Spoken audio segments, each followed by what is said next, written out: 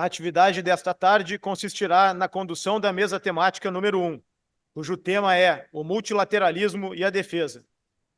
No primeiro bloco, com duração de 60 minutos, e o professor doutor Paulo Velasco, da Universidade Estadual do Rio de Janeiro, o assunto Reforma das Instituições Globais.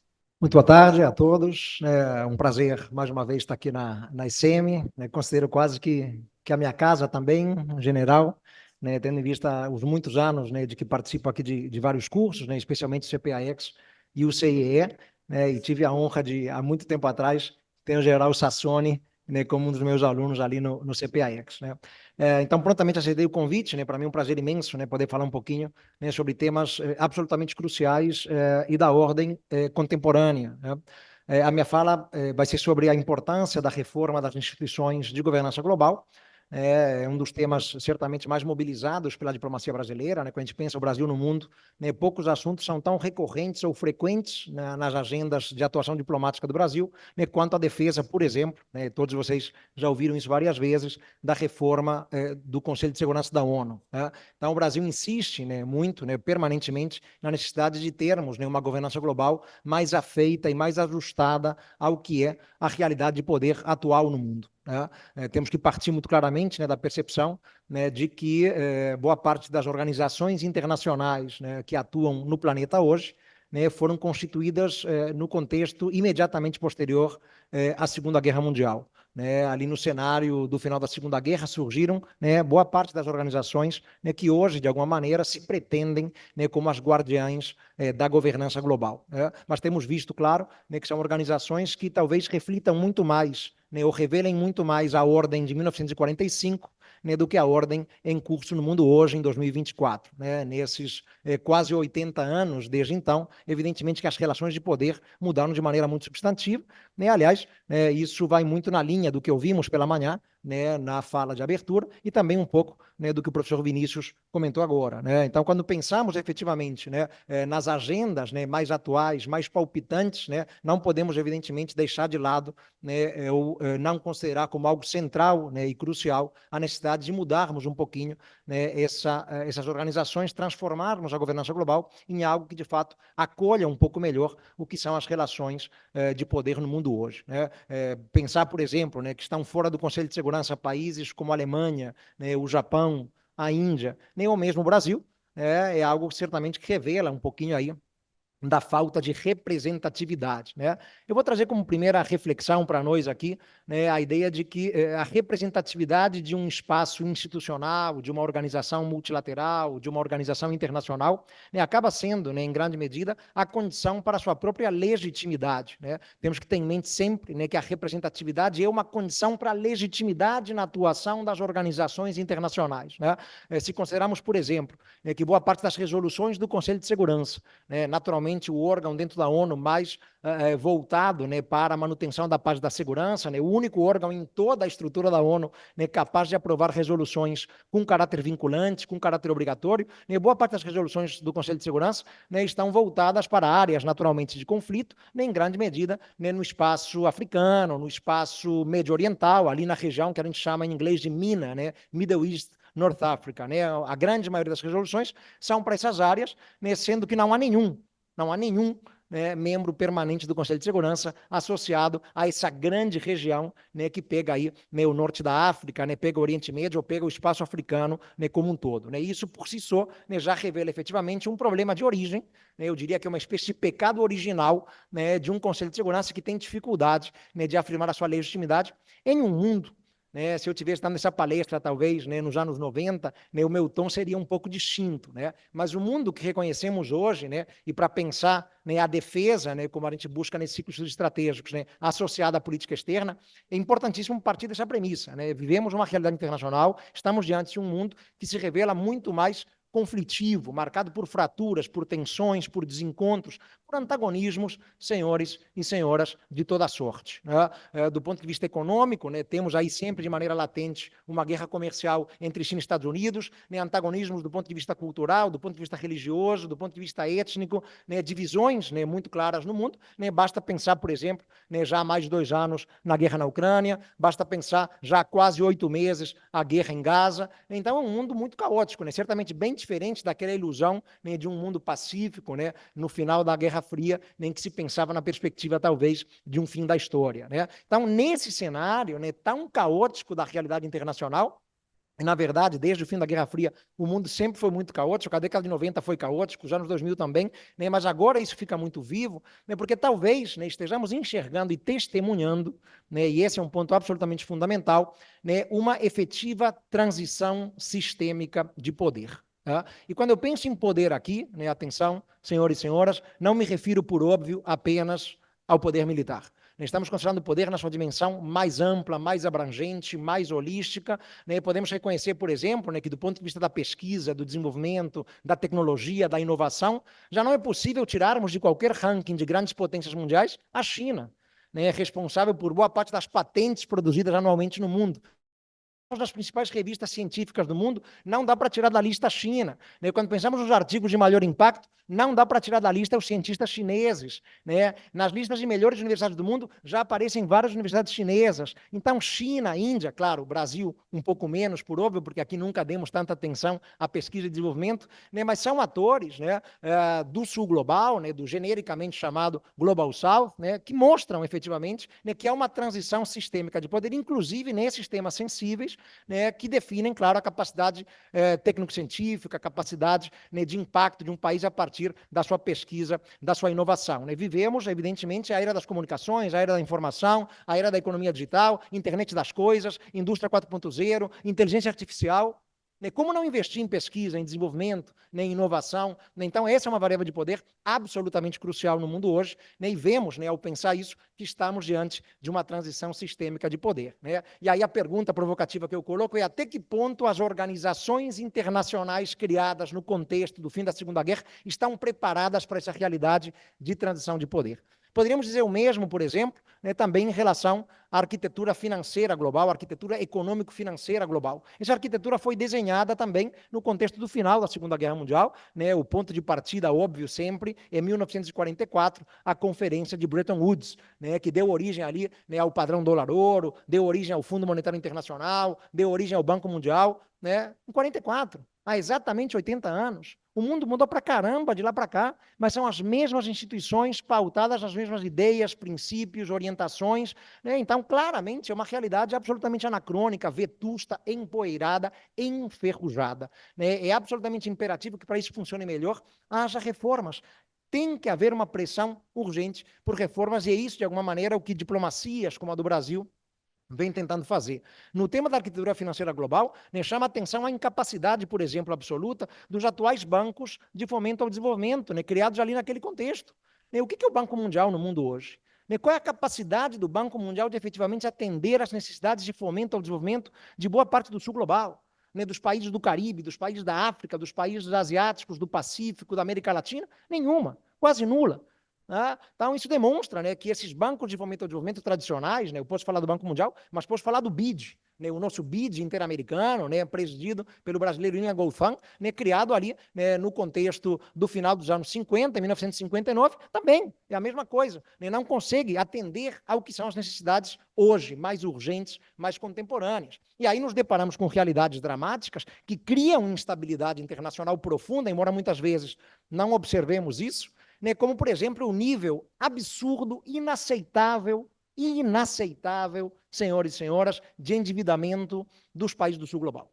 Essa é uma questão absolutamente crucial para o G20 hoje, é um dos temas mais palpitantes e urgentes para o G20 hoje, reformar a arquitetura econômico-financeira internacional, né, porque é inaceitável o nível de endividamento dos países do sul global. Né, endividamento que decorre, né, de práticas, né, de cobrança de juros extorsivos, né, dificuldades para negociar novos prazos mais dilatados, juros menores. Né, não há da parte desses bancos, BID, Banco Mundial, os bancos tradicionais de fomento, a preocupação em efetivamente desenvolver esses países. Nunca houve. Né? Na verdade, né, eles pensam ali em conjunto de garantias, impõem uma série de condicionalidades que acabam muitas vezes empobrecendo, asfixiando esses estados, mas não trazem o benefício maior que é a questão do desenvolvimento propriamente. Né? Então, são pontos que mostram, né, que a nossa realidade internacional ela é mais insegura, e isso importa demais, né, para as questões de defesa e para quando temos a perspectiva brasileira, e eu vou aqui priorizar, evidentemente, na conversa, as lentes do Brasil, a visão do Brasil,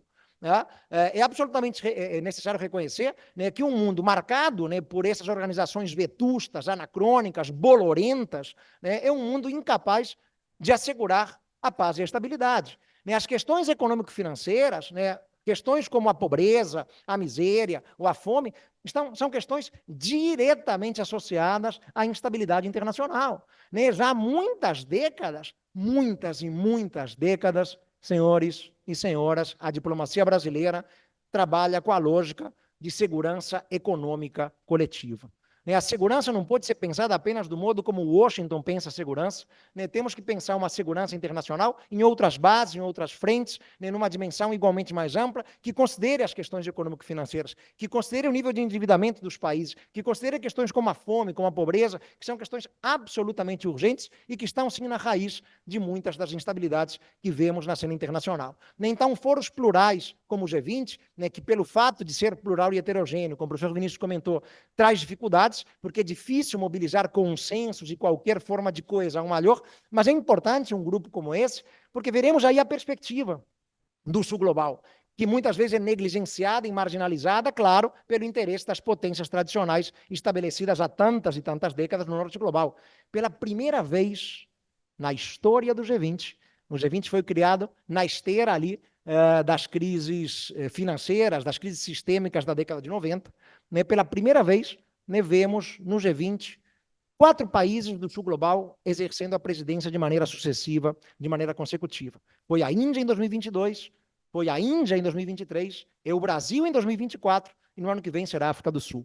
É uma oportunidade única, que não se repetirá de novo, possivelmente, né, para tentarmos dar um pouco mais o nosso tom na realidade do G20, né, como um espaço plural, heterogêneo, que reúne países do norte e do sul global e que pode contribuir para a construção de uma nova realidade internacional. É difícil, porque há diversos antagonismos, divisões, dissensos e desencontros, claro que é muito difícil, mas temos que estar o tempo todo, né, dando o tom, né, e dando a pauta para que isso, de alguma maneira, né, possa acontecer. E quando pensamos as prioridades que o Brasil colocou no G20 na sua presidência ao longo deste ano, né, e lembrem, né, que este evento aqui, inclusive, foi incluído no calendário oficial do G20 este ano, né, quando pensamos nas prioridades, né, brasileiras do G20, aparece ali o combate à fome, à pobreza e à desigualdade, aparece a defesa de uma transição climática e do desenvolvimento sustentável, e aparece, por óbvio, e esse terceiro ponto é o que mais me interessa, a necessidade urgente de uma reforma das instituições de governança global. São os 3 pilares, os 3 pontos que o Brasil absolutamente afirmou ao assumir a presidência do grupo em dezembro do ano passado. Tá? A questão da reforma da governança global, para o Brasil, não é um tema novo, convenhamos.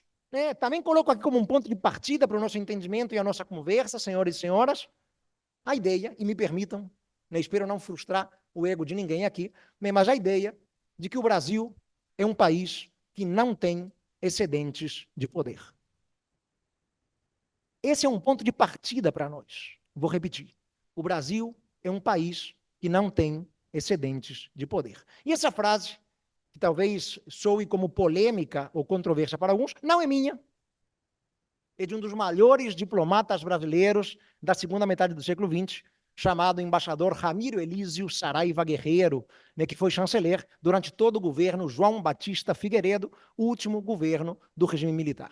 Né, foi um embaixador guerreiro, um notável diplomata de carreira do Brasil, que a certa altura proferiu essa frase, né, que para mim é um ponto de partida sempre, senhores e senhoras, para pensar o Brasil no mundo. O Brasil é um país que não tem excedentes de poder. O que significa dizer que não podemos chegar chegando. Não podemos entrar com o pé na porta. O Brasil depende, por exemplo, do multilateralismo. Um país que não tem excedentes de poder, como tem a Rússia, como tem a China ou como tem os Estados Unidos, precisa atuar em conformidade com o direito internacional, com os grandes princípios do direito internacional público e, naturalmente, também de maneira afinada com as organizações multilaterais. Mas não é, senhores, qualquer multilateralismo que nos interessa. O Brasil defende uma reforma do multilateralismo, porque esse multilateralismo que aí está dado há 80 anos é um multilateralismo que não reflete, como eu comentei, a realidade do poder mundial. O Brasil, por ser um país que não tem excedentes de poder, ele tem que atuar do ponto de vista político-diplomático sempre com muita prudência, né? O Brasil tem que assegurar a legitimidade dos seus pleitos, o Brasil tem que assegurar a coerência de suas ações, coisa que países como os Estados Unidos não precisam, né? Podemos dizer, inclusive, né, sem medo algum de errar, senhores e senhoras, atenção, sem medo, né, que os Estados Unidos, a China e a Rússia entendem o multilateralismo dentro de uma lógica de multilateralismo à la carte. Me permitam aqui. Ou seja, quando eles precisam do multilateralismo, como se fosse um cardápio, por isso à la carte, usam o multilateralismo. Quando o multilateralismo, no entanto, se torna um estorvo, um obstáculo, eles simplesmente descartam o multilateralismo e agem a seu bel prazer, como, por exemplo, a Rússia, em tantos momentos, inclusive recentes e polêmicos, né, ao anexar a Crimeia em 2014, ao invadir a Ucrânia em 2022, como os Estados Unidos, em 2003, quando, ao arrepio do direito internacional e à revelia do Conselho de Segurança, invadiram o Iraque de Saddam Hussein. Cadê o multilateralismo naquele momento? Não importava, não existia. Mas o Brasil não pode agir assim, e justamente porque o nosso ponto de partida, do ponto de vista analítico, é que não temos excedentes de poder. E precisamos muito das organizações internacionais, não por capricho, mas por necessidade. Agora, não do modo como o multilateralismo se apresenta agora, mas um multilateralismo reformado, ajustado, atualizado, que reflita, sim, como se apresenta o poder no mundo. Por isso que o conceito que, via de regra, a nossa política externa prioriza é a defesa de um multilateralismo de reciprocidade, que significa justamente que as organizações internacionais têm que respeitar, observar e promover também a voz do Sul global. Porque é uma voz, via de regra, ignorada ou diretamente silenciada. Quando olhamos, por exemplo, para o sistema de cotas do Fundo Monetário Internacional, vocês sabem que tanto o FMI quanto o Banco Mundial funcionam como se fossem sociedades por cotas.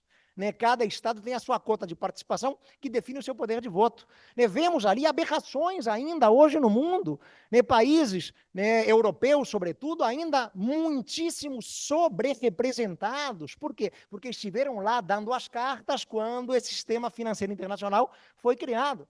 Mas não é justo que esses países tenham um peso maior dentro do FMI que tem a Índia, por exemplo. Não faz sentido algum. Ou mesmo que tem o Brasil. Então é urgente essa necessidade de mudar, porque justamente são critérios que acabam levando a um silenciamento, ou pelo menos reduzindo o peso e projeção relativa de países do sul global, e aí não importa se estou falando da África, da América Latina, do Pacífico, do Caribe, da Ásia, etc, etc. Além disso, ainda olhando para a questão financeira, já que eu falei de FMI, vamos pensar na situação do dólar. Isso é muito importante. Todos nós assumimos como dado que o dólar é a moeda de referência internacional. E, de fato, é isso que parece. Desde ali, 44 Bretton Woods, o dólar se consolida, substituindo a libra como a grande referência das transações econômicas internacionais, comércio, investimentos, as reservas de boa parte dos países são denominadas em dólar, é natural. Mas isso vem mudando também. Quando eu penso numa transição sistêmica de poder, temos que olhar para o dólar. E tentar, de alguma maneira, debater ou questionar, pelo menos, até que ponto ou em que medida esse dólar, de fato, ainda precisa ou deve se manter como essa moeda de referência global. Sobretudo, e aí eu faço uma provocação também, senhores, me permitam aqui, sobretudo, a partir do entendimento de que quando esse sistema foi criado no final da Segunda Guerra Mundial, entendia-se que seria um sistema financeiro internacional imune. Que tolice. Que ilusão, que ingenuidade, imune a ingerências políticas. Ou seja, o dólar funcionaria como moeda de referência internacional, mas imune a qualquer tipo de ingerência política maior ou mais significativa. Mas vemos muito claramente com os exemplos da ordem vigente que não é assim. Uma simples canetada dos Estados Unidos levou ao confisco de boa parte dos ativos russos depositados em bancos ocidentais. Não vou nem entrar no mérito aqui de se a Rússia errou. Evidentemente que, do ponto de vista do direito internacional, não há dúvida do erro russo e um erro grave. Afinal de contas, a Rússia, ao invadir a Ucrânia, violou alguns dos princípios mais sacrossantos do direito internacional, como o princípio da soberania, não intervenção, integridade territorial, blá, blá, blá. Não é o meu ponto. Meu ponto é reconhecer até que, em que medida, ou até que ponto é razoável, de fato, aceitarmos que uma simples e pura canetada leve ao confisco de ativos que estão nas reservas internacionais de determinado país que é soberano, né, pelo simples fato de que aquelas reservas são denominadas em dólar. Né? Então, isso levou a uma aceleração de um processo que já ocorria de antes, de países que querem pensar, né, as suas reservas denominadas em outros ativos, que não o dólar. Né? Isso acelerou um processo que é irreversível de construção de sistemas de pagamentos em moeda local mundo afora. Né? Um dos pontos mais marcantes da cúpula do G20 no ano passado, na África do Sul, em Joanesburgo, foi justamente a discussão acerca da possibilidade de se criar um sistema de pagamentos do BRICS. Né? Aliás, perdão, né? A reunião do BRICS em Joanesburgo, né? Não do G20. Né? Um sistema de pagamentos do BRICS. Né? Para os países BRICS poderem, né, fazer transações, investimentos, comércio, sem ter que recorrer ao dólar. Porque o dólar não é mais confiável para boa parte do mundo. Estou falando de um mundo aqui, e isso é fundamental para a defesa, que não é mais aquele mundo que concebemos e no qual nos formamos. É um mundo crescentemente pós-ocidental. E se contemplarmos um mundo crescentemente pós-ocidental, é natural começarmos a questionar pilares estabelecidos ao final da Segunda Guerra Mundial, como, por exemplo, o dólar como moeda de referência, porque até que ponto esses países do Sul global, o Brasil incluído, de fato se sentem confortáveis, né, dependendo absolutamente do dólar como única moeda de referência para transações internacionais variadas. É legal ter a possibilidade de transacionar, né, em outras moedas. Né, e vemos a criação de espaços alternativos ao FMI mundo afora. Né, talvez muitos aqui nunca tenham ouvido falar da iniciativa de Chiang Mai, né, estabelecida pelo Banco Asiático de Desenvolvimento no ano 2000. Né, Chiang Mai é uma cidade nas Filipinas. Né, a iniciativa de Chiang Mai, né, basicamente significa um conjunto amplo de acordos bilaterais, né, a partir do qual criam-se mecanismos de swap cambial, né, que permite a esses atores, né, protegerem-se de maneira combinada com suas reservas de ataques especulativos do ponto de vista cambial. Fundamental, fundamental. Né? E essa iniciativa veio logo depois, não por acaso, das crises asiáticas, ali a crise asiática de 97, Malásia, Filipinas, Tailândia, Indonésia, Singapura, né, criou-se essa iniciativa que significa já, naquele momento, há mais de 20 anos, a percepção de, peraí, temos que criar alguma coisa nossa, diferente do FMI, né, alternativa, e por aí vai. Tá? Então, do ponto de vista econômico e financeiro, não há dúvida que temos uma arquitetura financeira datada, anacrônica, que não atende a anseios e expectativas e que cria problemas. Temos que reformar. Da mesma maneira, vamos voltar ao tema do Conselho de Segurança, né, o Brasil precisa do multilateralismo, mas não é, senhores e senhoras, qualquer multilateralismo. O multilateralismo que nos interessa é esse multilateralismo em que o Sul tenha mais participação. O Brasil merece estar no Conselho de Segurança. Sobretudo se pensarmos, me permitam aqui o ponto, e vou enfatizá-lo, se pensarmos que a América Latina e o Caribe reúnem 33 países, do Rio Grande à Terra do Fogo, 33 países, que não estão representados por um assento permanente no Conselho de Segurança. É uma das regiões mais representativas do mundo, mas que não tem nenhum membro permanente no Conselho de Segurança. Em compensação, a Europa tem 2 membros permanentes no Conselho de Segurança. A União Europeia hoje tem 27 membros, com a saída do Reino Unido, 2 deles membros permanentes do Conselho. Faz sentido? Não, não faz nenhum sentido. A África, com seus 54 países que compõem a União Africana, 54, senhores e senhoras. 54 países. O maior continente do globo. Não tem nenhum país como membro permanente do Conselho de Segurança.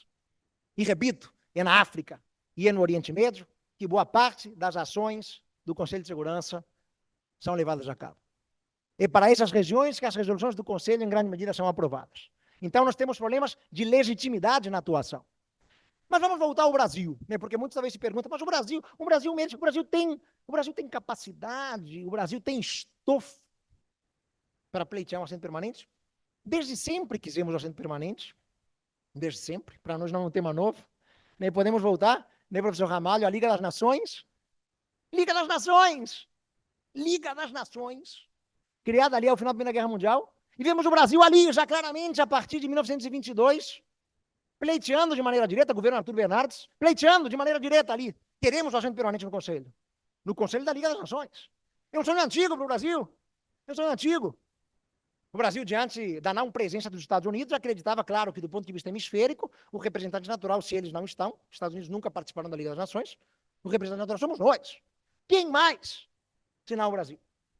E aí eis que um belo dia de 1926, um belo dia, senhores, de 1926, O assento permanente adicional é criado no Conselho da Liga e é dado à Alemanha. Imaginem o tamanho da frustração do Brasil. A Alemanha, até bem pouco tempo, a inimiga na Primeira Guerra Mundial, que estava sendo naquele momento incorporada à Liga, porque a Alemanha tinha sido proibida de participar da Liga até 26. Pois a Alemanha entra e já vai sentar na janela. Já vai sentar na janela, senhores. A janela que o Brasil observava ali desejando há tanto tempo. Não pôde. E aí o Brasil, claro, ferido no seu orgulho de potência, rompeu com a Liga das Nações. Rompemos. Saímos chutando tudo. Em 1926. Depois, em 1944, quase. E eu costumo dizer, senhores e senhoras, que não há nada mais frustrante que o quase. O quase é um terror. Quase. Eu quase. É melhor passar longe. O quase é um terror. É frustrante. Psicologicamente é devastador o quase. O quase. O Brasil quase se tornou membro permanente do Conselho de Segurança. Porque víamos ali em 44, ninguém menos que o Franklin Delano Roosevelt. O Franklin Delano, sim, senhores, o presidente americano, defendendo abertamente e ostensivamente o Brasil como membro permanente do Conselho. O Brasil tinha o patrocínio de ninguém menos que o presidente americano em uma conferência em Dumbarton Oaks, nos Estados Unidos. Ele queria o sexto permanente, ele queria o Brasil. Em reconhecimento da nossa ação na Segunda Guerra, 44, quando a nossa FEB entra na Itália, não é verdade, senhores? Vocês bem sabem disso? 44. Queria ali o Brasil. Mas aí, infelizmente, o timing não era o melhor, porque o Brasil não tinha ainda relações diplomáticas com a União Soviética. E a União Soviética de Stalin esfregou o dedo na cara do Brasil e disse, não, nem pensar. O Brasil só estabeleceria relações diplomáticas com a União Soviética no ano seguinte, em 45. Perdemos uma oportunidade de ouro. Reparem quanto esforço diplomático teria sido economizado. Teríamos entrado já como permanentes no Conselho de Segurança, seriam 6 permanentes, não 5, e o Brasil seria um deles. Mas não conseguimos, né? O Reino Unido também, né, não queria o Brasil naquele momento. Né? E de lá para cá é frustração permanentemente. Mas o Brasil insiste. Porque isso não começou agora, nos anos 2000. O Brasil sempre insiste no argumento de que existe um problema de representação. Já nos anos 60 e 70, o Brasil trabalhava, senhores, olhem que argumento interessante, o Brasil trabalhava com a lógica de um congelamento de poder mundial. Esse argumento foi trabalhado por um embaixador brasileiro que foi chanceler no governo João Goulart, chamado João Augusto de Araújo Castro. João Augusto de Araújo Castro, diplomata de carreira do Brasil, embaixador brasileiro, cunhou essa expressão congelamento de poder mundial para se referir ao Conselho de Segurança. Um conselho que já, em 71, 72, quando Araújo Castro fala, já é um instrumento para congelar o poder mundial na mão de poucos e excluir os demais. Excluir os demais. Tem um caráter exclusivo e excludente o Conselho de Segurança. Ele é um foro para poucos. Exclui outros atores, mesmo atores que, do ponto de vista material, do ponto de vista de representação regional, deveriam estar lá. Como eu falei, faz sentido uma América Latina e Caribe inteira de fora, uma África inteira de fora, e não me venham dizer, mas tem ali os assentos rotativos. Para muito pouco servem os assentos rotativos, são 2 anos de mandato, não podem ser sucessivos, serve para pouco. O Brasil, junto com o Japão, é o país, aliás, que mais vezes ocupou assento rotativo no Conselho de Segurança da ONU. Então, a gente pode até usar esse argumento. Nós não somos neófitos em termos de Conselho de Segurança. O Brasil conhece muito de Conselho de Segurança e, junto com o Japão, o país que mais vezes foi eleito membro rotativo do Conselho de Segurança. Nenhum país foi eleito mais vezes que o Brasil e o Japão. Então, conhecemos a dinâmica e a atuação do Conselho. Lembra que estivemos aí no Conselho de Segurança nesse período muito recente também. Foi o 11º mandato brasileiro. Então, temos argumentos fortes para exigir isso. Vamos pensar de novo em termos de representatividade, que é condição de legitimidade. Esse Brasil que não tem excedente de poder tem que assegurar a legitimidade, senhores e senhoras, dos seus pleitos. O pleito brasileiro por um assento permanente pode ser visto como legítimo na medida em que o Brasil é o maior território da América Latina, é a maior economia da América Latina, é a maior população da América Latina, é o país que fez parte da fundação da ONU em 1945, na Conferência de São Francisco, é um país que tem uma ativa contribuição, vocês bem sabem disso, praticamente todos os oficiais aqui sabem disso, participação em operações de paz da ONU. São todas elas credenciais importantes para o Brasil, muito importantes para o Brasil. Qualquer critério para a região dá Brasil. Se eu pensar até o número de Copas do Mundo de futebol vai dar Brasil. Qualquer critério objetivo é Brasil. Então, claro, quando eu penso em América Latina, ninguém pode se levantar e dizer, não, eu sou mais representativo. O problema do Brasil é que não combina isso muito bem com os vizinhos. Atenção, né? Se a gente fala que tem problema de coordenação e de coesão no G20, não há dúvida, o professor Vinícius mostrou isso, né? São países muito diferentes, né? Mas há problemas também de coordenação e de coesão no plano da América Latina e do Caribe. O Brasil se coloca como o natural representante da América Latina para pleitear, caro general, um assento permanente no Conselho. Mas aí a Argentina levanta a mão e diz que não concorda. O México levanta a mão e diz que não concorda. A Colômbia levanta a mão e diz que não concorda. E aí estamos falando simplesmente dos 3 mais importantes países da América Latina depois do Brasil. As 3 maiores populações depois do Brasil, as 3 maiores economias depois do Brasil. E aí o nosso argumento de representante natural fica muito enfraquecido, né, porque não conseguimos coordenar muito bem com a região, né, essa demanda por um assento permanente. Mas que a reforma do Conselho é urgente, é muito urgente. E o pleito brasileiro é um pleito legítimo, podemos reconhecer também, vejam só, me permitam aqui o comentário, até porque temos o apoio oficial, vejam só que interessante, senhores e senhoras, temos o apoio de 3 dos atuais 5 permanentes do Conselho de Segurança. De 3 dos 5. Temos o apoio oficial da França, temos o apoio oficial do Reino Unido, temos o apoio oficial da Rússia. Não temos o apoio oficial da China, nunca tivemos. O máximo que a China já falou, Xi Jinping é fogo. O máximo que a China já falou, senhores, apoiamos uma maior presença de Brasil e de Índia nos foros decisórios da ONU. Frase chinesa. Apoiamos uma maior presença de Brasil e de Índia nos foros decisórios da ONU. Isso e nada é a mesma coisa. Porque a frase deveria ser: apoiamos Brasil e Índia como membros permanentes do Conselho de Segurança. E não Brasil e Índia como países que participem mais em foros decisórios. Não, isso não serve. No mundo diplomático isso não serve. A palavra tem que ser direta. Pingos nos is, dot the i's. Coloca os pingos nos is, seja claro. A China nunca fez isso. E os Estados Unidos da América tampouco, olhem que curioso, apesar de um diálogo estratégico com os Estados Unidos, apesar de uma relação de convergência brutal desde o início da República, os Estados Unidos, né? Basta vocês lembrarem, meus queridos e minhas queridas, da primeira bandeira republicana do Brasil, não é isso? Idêntica dos Estados Unidos. Basta lembrarem do nome oficial do Estado brasileiro, Estados Unidos do Brasil. Né? Basta lembrarem de figuras como Joaquim Nabuco, que vocês reconhecem o profundo americanismo que está no DNA do Brasil republicano. Não do Brasil império, mas do Brasil republicano. Apesar disso tudo, Washington nunca se dispôs a apoiar oficialmente o pleito brasileiro. Nunca o fez. O máximo que eles fizeram foi durante a visita de Barack Obama ao Brasil em 2011. Os mais antigos aqui se lembram. Barack Obama veio ao Rio de Janeiro, fez um discurso no Teatro Municipal, no Rio de Janeiro. Esteve em Brasília também. Barack Obama, em Brasília, disse que nutria simpatia pelo pleito brasileiro por um assento permanente. Foi a frase de Obama. Tenho simpatia pelo pleito brasileiro. É mais ou menos dizer, pô, você quer ser permanente? Pô, joinha, cara, que maneiro. Não funciona isso na vida diplomática e na comunidade das nações. É pouco. É pouco. Então vemos um Brasil frustrado, vemos um Brasil insatisfeito, vemos um Brasil que entende, né, que essa ordem que aí está dada pelas instituições que existem não satisfazem a necessidade por representatividade. Né? E isso é muito grave quando consideramos os desafios da ordem contemporânea. Né? O tempo todo nos frustramos com o Conselho de Segurança que não consegue fazer nada de maneira concreta. E cuidado, não fazer nada em relação aos conflitos em curso, né? Porque não podemos também cair no equívoco grave de entender que a ONU não serve para nada. Né? Isso da minha boca não sai jamais. Sairá a boca, a ONU serve para muita coisa. A ONU é fundamental para vários temas do ponto de vista social, humanitário, né? Desde questões muito básicas como aleitamento materno, por exemplo, né? A questões, né, absolutamente fundamentais e cruciais, né, em termos de saúde humana mais ampla. A ONU é fundamental.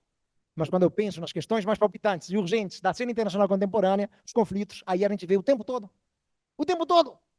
semana após semana, resoluções sendo vetadas no Conselho de Segurança. O que mostra a inação da organização que foi criada em 45 para gerir e manter a paz e a segurança internacionais. Então, tem que haver o esforço. Por mais que achemos que é utópico, que não vai rolar, que não vai acontecer, porque é evidente que quem já está lá, os 5 permanentes, são os mesmos 5 desde sempre, né? Com a troca, evidente, da União Soviética pela Rússia, né? Mas são os mesmos 5 desde sempre. Eles não fazem muita questão, convenhamos, de um conselho ampliado, porque o poder deles ficaria diluído, por óbvio. Eles não fazem questão, mas temos que insistir para reformar o OMC, para reformar o FMI, para reformar o Banco Mundial, para reformar o Conselho de Segurança, né? Até porque é para pensarmos numa governança global. E aqui, né, já estão apitando, o meu tempo está terminando. Senhores, para pensar numa governança global, temos que reconhecer de maneira muito clara que questões como equidade e justiça são absolutamente fundamentais. E equidade e justiça nos mecanismos de governança global não virão das mãos dos Estados Unidos, ou da França, ou do Reino Unido, ou mesmo de China e de Rússia apenas. Precisamos estar lá, nós e mais um monte, Indonésia, Índia e representantes de várias regiões. Okay? Isso é importante, porque senão veremos um mundo muito, muito fraturado. A multipolaridade, que muitos enxergam na ordem mundial hoje, exige um multilateralismo eficaz. E o multilateralismo, para funcionar, tem que ser, senhores, um multilateralismo de reciprocidade. Obrigado.